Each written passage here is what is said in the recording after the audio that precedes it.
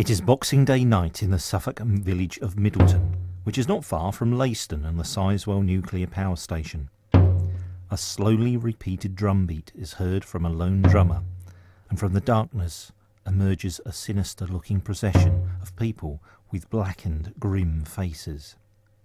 A chap in agricultural labourer's clothes, who sweeps the way clear for a lord and lady, leads them. The lord wears a top hat and tail, the lady a bonnet and a fine green gown. However, by the light of the flaming torches held aloft, it may be noticed that the blackened face beneath the bonnet has a full set of whiskers. Following them, a man, the wren-bearer, carries a pole, with garlands of holly and ivy around one end. The watching crowd, who have deserted their Yuletide feasts and TV, watch in an eerie silence as a dozen more men follow, with hats and coats to keep out the cold, and heavy boots marking a slowly measured pace. There is a collection of women too, all in black, with greenery around their hats, carrying a selection of musical instruments, and finally, a good many villagers and visitors carrying candle lanterns. The solemn procession works its way from the village hall through the main street of houses, a church, post office and primary school, to outside the Bell public house.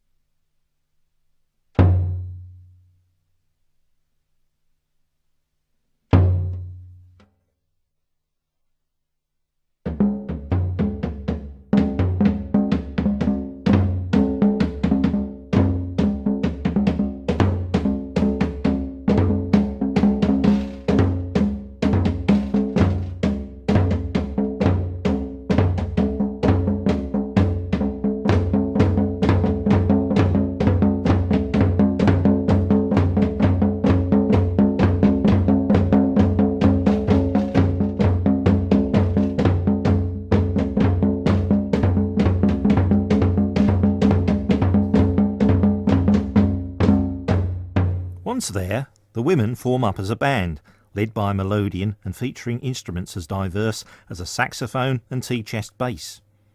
The male dancers take control of the car park area in front of the pub.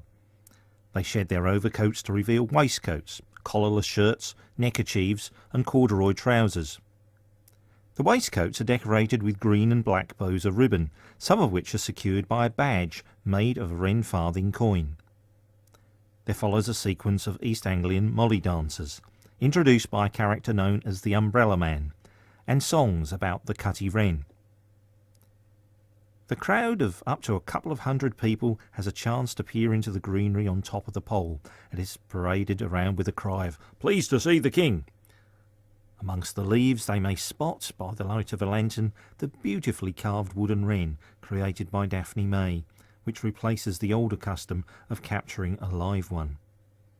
Many will drop coins in a collecting box offered to them by the boxman. The final dance outside involves the crowd, who are generally pleased to warm themselves up by joining in the jerky rhythms of the molly. Then the wren-bearer, which is myself, goes into the pub to retell the story of how the wren became the king of the birds, and 4 dancers and a musician perform in the very crowded bar, with a dangerously low ceiling for one last dance. After that, the whole entourage departs silently into the night, back to the village hall to remove blacking and costumes and to enjoy some refreshments.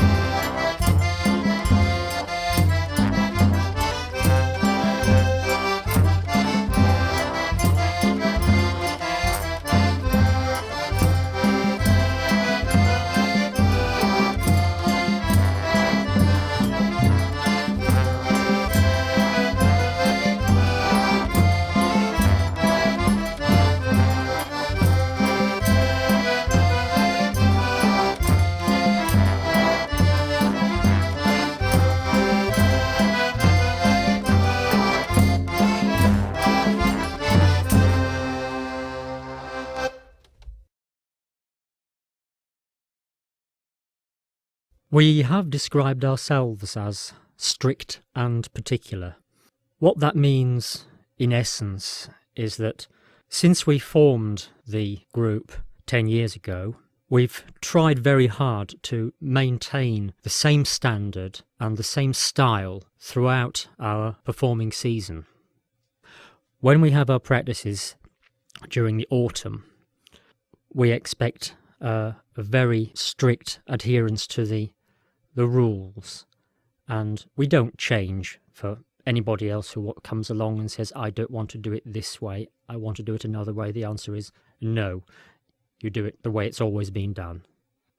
When we perform in public, there's a very strict rule in that we don't appear in public in any other way than in full costume with blackened faces. We don't appear in half kit, and we try not to smile. Where we've been in the past on outings with other dancers, they've tried very hard to try and make us laugh, and failed miserably. There's very little known about molly dancing, other than that it was done in many places in the east of England. The dances were, as far as we know, based on traditional country dances, except they were done with a slow and heavy step, and they always involved at least one character called a lord and one called a lady, who would be parodies of the local gentry. What we've tried to do in inventing the Waveney Valley tradition is that we've tried to present what we think might have been the way molly dancing would have looked in these parts. We've kept the costume of the farm worker, the blackened faces, the lord, the lady, and we've adopted some of the other characters which were known to have been present in the molly dance. For example, the umbrella man, and for Old Glory, the umbrella man is the only person who actually speaks and addresses the audience, introduces the dances and so on. The box man, who carries the money box and is in charge of collecting money from onlookers. And we've also tried to make sure that all the dances that we do have their roots in traditional country dance figures. Several of the molly dance gangs that you see appearing throughout the winter have a man-woman figure. The lady she is normally called. In most cases, it's a pantomime dame figure, a humorous figure. Old Glory like to present ourselves as a serious molly gang, and the lady is portrayed in a serious way. I play the lady, and I play the lady as a lady. It's a serious costume, it's not a pantomime costume, and on a dark night I have heard people say, "Is that a real lady?"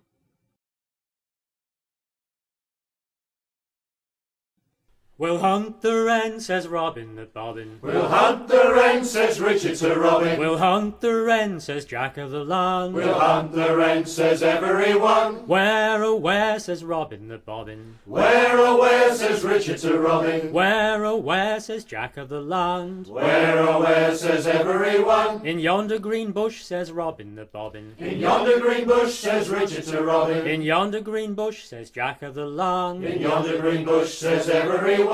How get him down, says Robin the Bobbin. How get him down, says Richard to Robin. How get him down, says Jack of the Land. How get him down, says everyone. With sticks and stones, says Robin the Bobbin. With sticks and stones, says Richard to Robin. With sticks and stones, says Jack of the Land. With sticks and stones, says everyone. How get him home, says Robin the Bobbin. How get him home, says Richard to Robin. How get him home, says Jack of the Land. How get him home, says everyone. The brewer's big cart, says Robin the Bobbin. The brewer's big cart, says Richard to Robin. The brewer's big cart, says Jack of the Land. The brewer's big cart, says everyone. How shall we eat him, says Robin the Bobbin. How shall we eat him, says Richard to Robin. How shall we eat him, says Jack of the Land. How shall we eat him, says every one. With knives and forks, says Robin the Bobbin. With knives and forks, says Richard to Robin. With knives and forks, says Jack of the Land. With knives and forks, says every one. Who'll come to the dinner, says Robin the Bobbin. Who'll come to the dinner, says Richard to Robin. Who'll come to the dinner, says Jack of the Land. Who'll come to the dinner, says every one. The king and the queen, says Robin the Bobbin. The king and the queen, says Richard to Robin. The king and the queen, says Jack of the Land. The king and the queen, says every one.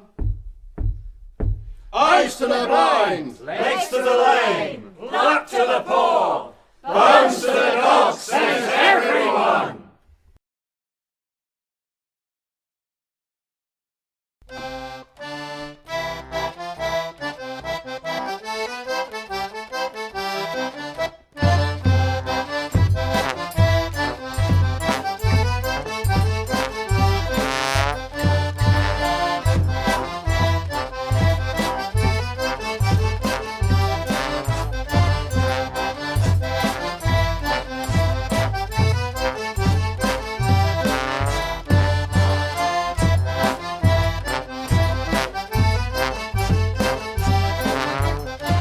Back in 1994, I was singing in a traditional Suffolk folk song session in the Plough and Sale pub at Snape. Some of the singers invited me to come along to another session at the Middleton Bell in a couple of weeks' time. It was the Clocks Back session held on the last Saturday in October, run by Paul Oldest to mark the end of British summertime. I told them that I knew something about Middleton, which was that I'd read that it used to have a Cutty Wren tradition, the only one I'd ever come across in England. They in turn encouraged me to tell the landlord about it, to sing the song I knew, and to tell the story. It turned out that several of them had formed a molly dance side and thought it would be great to revive the Cutty Wren tradition as well as practising a traditional dance form native mainly to East Anglia. As neither custom is well documented, a fair amount of hard thinking had to be done as how best to recreate them as authentically as possible, given the limited amount of research information. The result can be seen each Boxing Day night, the traditional day for the Cutty Wren tradition in other countries of the British Isles, as well as the day recorded for Middleton. Old Glory, as they became known, only usually performs the custom on that night, but dance the molly over a 2-month winter season.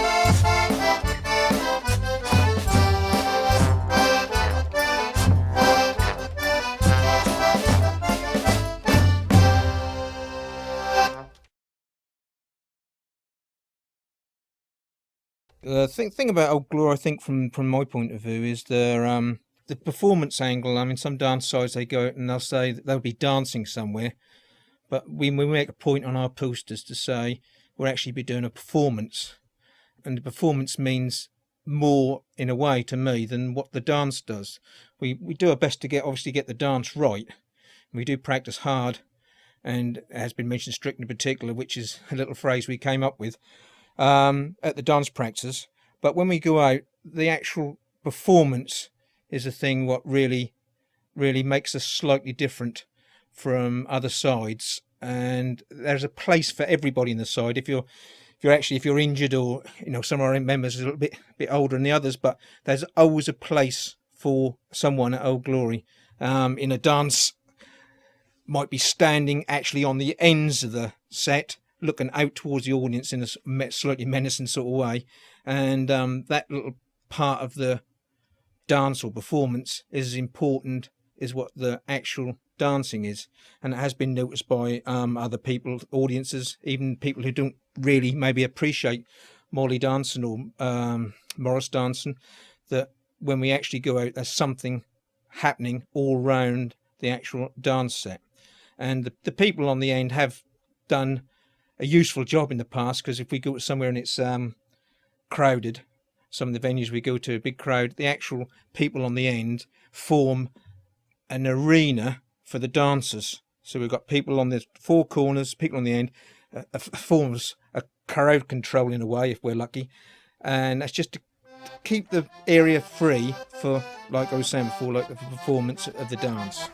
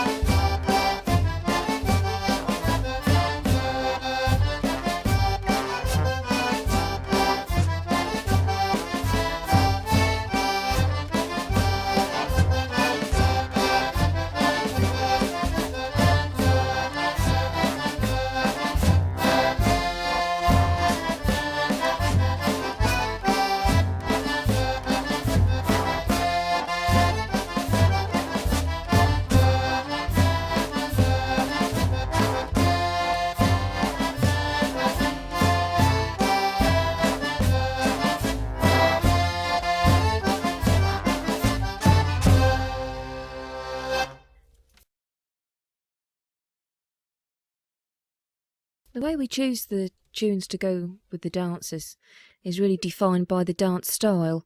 Because the dance style is very stylised and quite slow, it limits the amount of tunes that we can choose from. And also because of the instruments we play them on, that also dictates the type of tune that we play. We started off playing mostly English hornpipes because you can play them quite slowly and they sound really good. But it's sort of diversified slightly in the fact we play a few French tunes, and we also have some that we've actually written ourselves as well. And they're all in C as well. We wanted to make it slightly different from other dance sides, and because the C melodeon is such an East Anglian instrument, it just lent itself wide open. That was it. That was the instrument. That was the key. That's what we went for. We also have an all-female band. That was quite a strong decision in the beginning. The dancing was decided to be all male and just male because it was quite an aggressive form of dance. And so we decided, well, if it was going to be all men dancers, it was going to be all women musicians. And there are no exceptions to the rule now. So it's all female. What does Old Glory mean to me? To me, it's a way of reviving an English tradition, which was nearly gone. And it was reviving it in a modern day style, in the fact that we've got a female band, which is something they wouldn't have had a few years ago. And it's just a culmination of the whole seasons of the year to me. Everything happens in the winter time, and it's Molly for me. It's got to be Molly.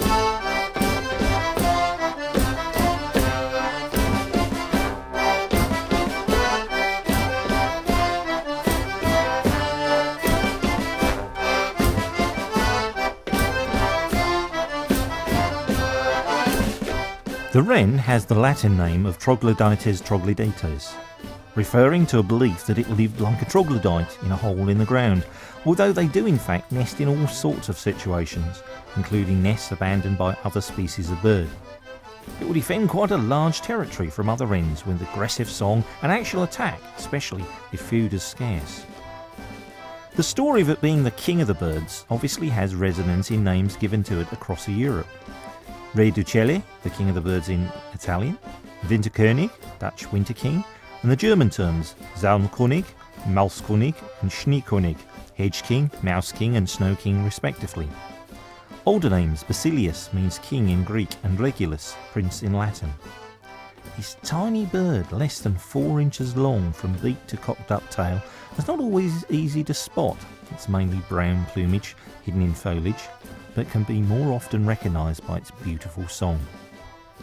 The bird is thought to originate in the Americas and can be found in many variations there, but just one European wren can be found in differing habitats across our continent. There are subspecies of a European wren in the Shetlands, Fair Isle, Hebrides and St Kilda.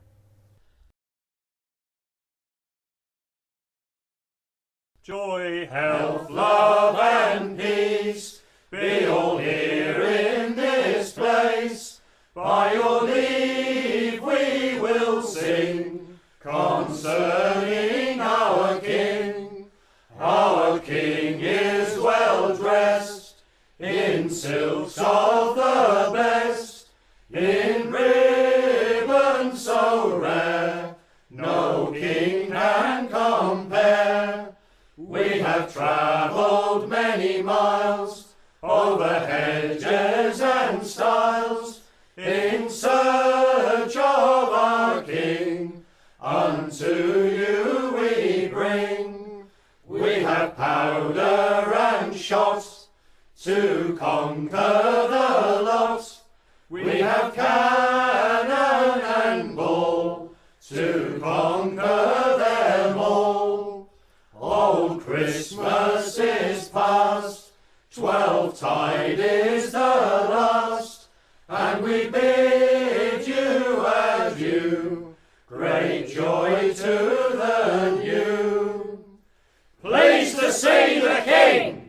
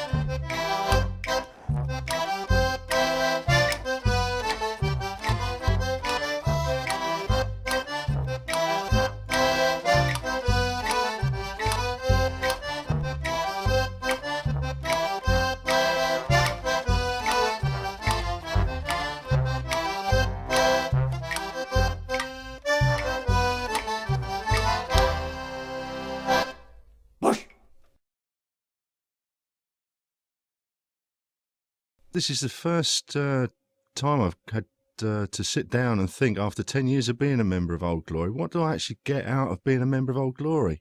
It's an interesting question. A number of things. Have a good time, good people, good fun, good sense of humour people. At the other end of the spectrum, it's a great opportunity to recreate a very, very lost tradition in East Anglia. It's a very unrecorded tradition. Up till now, it's been a low-profile tradition. And it's been a great opportunity over 10 years to bring it back into the public gaze and make people aware in East Anglia that right on their doorstep, they've got a very deep-seated and almost lost tradition. So lost that even the dances were never formally recorded because they were passed from father to son. And a lot of what we've had to work on has been down to quite painstaking research to find out, the slightest piece of evidence on which to build. So yeah, it's been a wide kind of variety of things I've got out of Old Glory, and the last 10 years has gone rather quickly, really, as a result. It's required a very high level of commitment over a short, compressed period of time in the autumn to practice, followed by an equally concentrated period of dancing out. And sometimes I've wondered why I get up on a Sunday morning and go all the way to Runborough with another group of like-minded people when I could be at home relaxing. And I guess now is the first time I've sat down and thought, why am I doing this? And the answer is loads of reasons. I just hope that it goes on as long as I can keep doing it.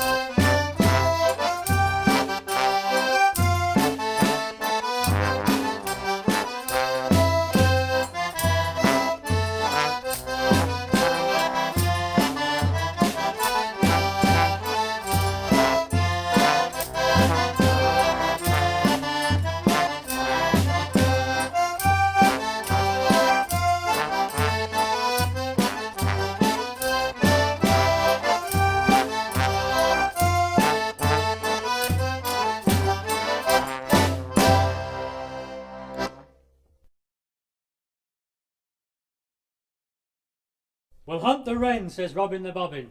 We'll hunt the wren, says Richard to Robin. We'll hunt the wren, says Jack of the Land. We'll hunt the wren, says everyone.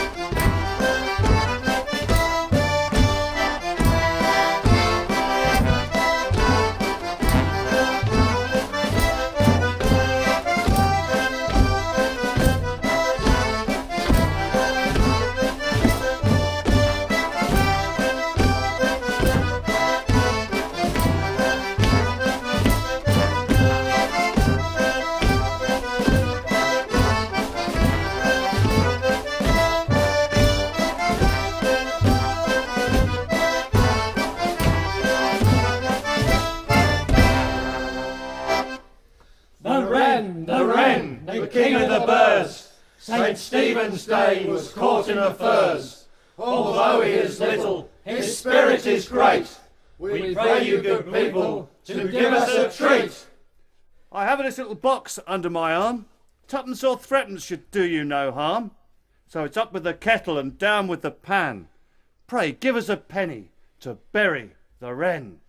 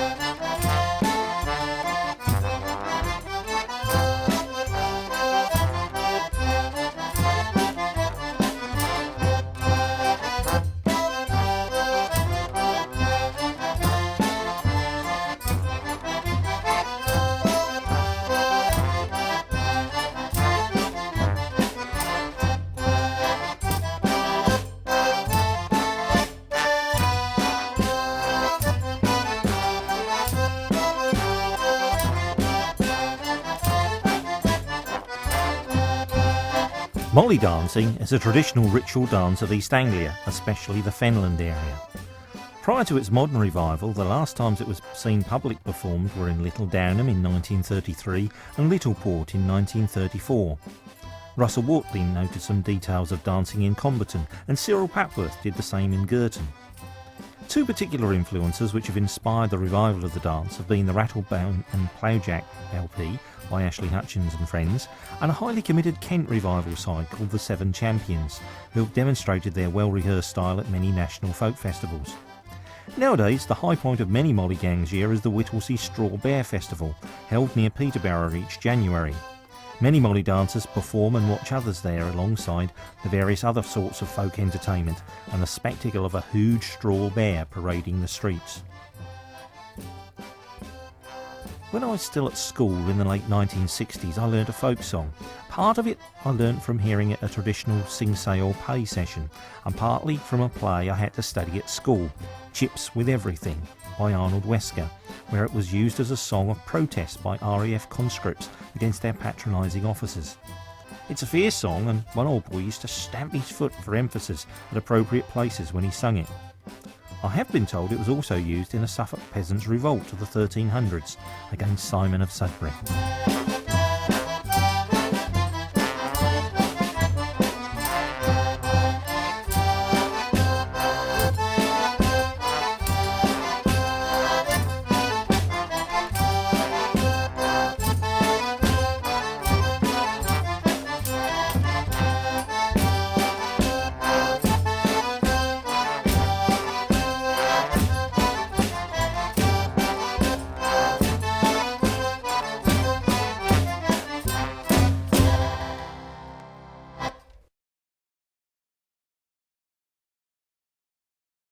Where are you going, said Mildred to Mulder.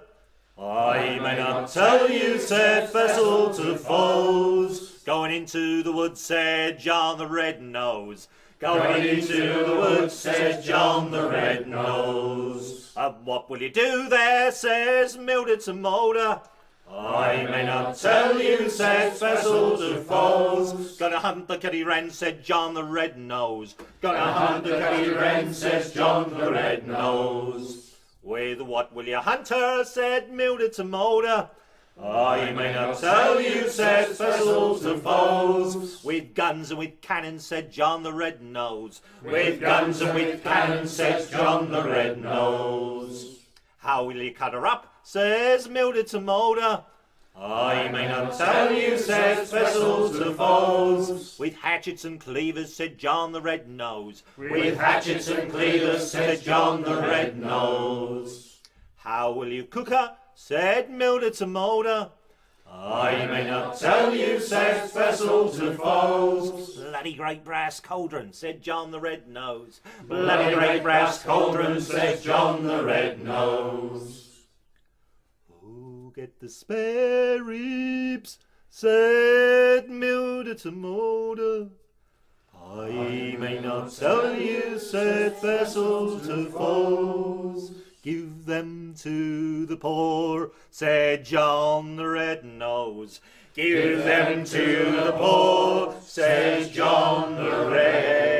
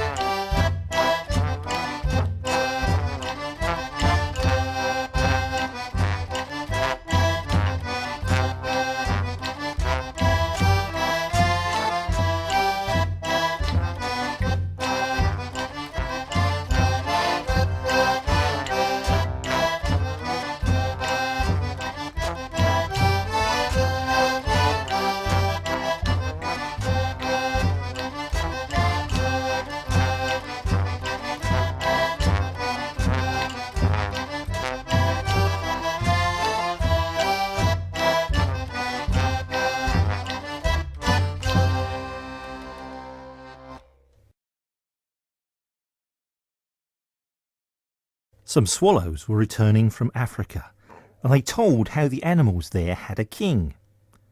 Couldn't we have one as well, they asked. So the wise owl was consulted as to how one should be selected, and she said that what set birds apart was that they could fly. Very wise. So it should be the one that flew the highest. Chattering magpies spread the news of the competition, and a great flock assembled. There was a small wren who couldn't see what was happening from the back, so he pushed his way through the legs of the birds all the way through. The sharp-eyed kestrel had spotted the eagle flying in from his mountain eyrie. They all knew that he was a great flyer, but didn't fancy being ruled by one with such arrogant ways. He circled round a couple of times to make a grand entrance and strutted about, practising his regal wave. Contestants dropped out, feeling they'd got no chance against his great wings, and the last call went out just as the wren pushed through to the front and stumbled into the starting place. The jackdaws laughed to see such a tiny competitor, but the wren said if no one else would have a go, then he would. Encouraged by the others, the race began, started by the boom of the bittern. The eagle took one flap of his wings and was 6 foot in the air, whilst the wren had to take a running jump and flap for all he was worth to keep up. The eagle looked down his beak and took 2 more flaps, which took him to the height of a tree. The wren made a brave effort, flap, flap, flap, flap, cheered by those below who liked a plucky underdog. The eagle decided to finish off the contest there and then, and aimed like a dart for the clouds with his big powerful wings. But what was that on his back but the wren, who'd caught up and was clinging on to him grimly? However that eagle twisted and turned and dived, he was still gripping on with his tiny claws and thus flying higher. The birds acclaimed the wren as the king, and the eagle headed back to his mountain in disgust, beaten by brains, not brawn.